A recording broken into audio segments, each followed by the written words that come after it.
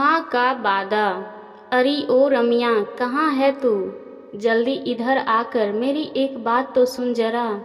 तू आवाज़ लगाती हुई कांता ने रमिया की झुग्गी में कदम रखा तो देखा उसकी बेटी मीरा स्कूल की वर्दी पहने खड़ी थी। कांता ने विस्मय से मीरा की ओर देखा और रमिया से बोली, ये क्या इसे स्कूल भेज रही है तू? हाँ जीजी, मैंने कल सरकारी स्कूल में अपनी मीरा का दाखिला करा दिया है। अब मेरी बच्ची भी खूब पढ़ेगी लिखेगी और नाम कमाएगी। ये सब कहते रमिया जैसे भविष्य ही देखने लगी थी।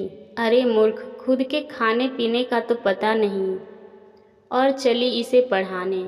कांता ने तीखा व्यंग किया तो रमिया बेबसी और अपमान से तिलमिला उठी और बोली, जीजी 4 घरों में काम करके इतना कमा लेती हूँ कि अपना और अपनी बेटी का पेट भर सकूँ। रही बात पढ़ाई की तो सरकार ने 12वीं तक की पढ़ाई लड़कियों के लिए निःशुल्क कर दी है। और ये बात मुझे मेरी एक मैडम ने, जो कि सरकारी स्कूल में पढ़ाती हैं, ने कल ही बताया और दाखिला भी करा दिया। पर तुझे क्या ज़रूरत पड़ गई इसे पढ़ाने की? मेरी बात मान और इसे मेरे साथ भेज दे। बच्चा खिलाने का काम है, सुबह मेरे साथ जाकर शाम को मेरे साथ ही आ जाया करेगी। अच्छा खाना, कपड़े और पगार भी बढ़िया मिलेगी। कांता बोली, नहीं जीजी, इसके पिता होते तो वो भी यही चाहते कि उनकी बेटी पढ़े लिखे। काल के क्रूर हाथों से मैं उन्हें तो बचा नहीं पाई, पर अब ठान लिया है कि ये मेरी तरह किसी की मोहताज नहीं रहेगी।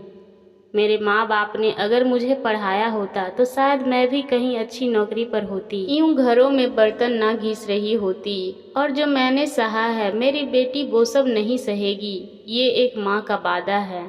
दृढ़ विश्वास से रमिया ने अपनी बेटी का हाथ पकड़ा और बाहर निकल आई।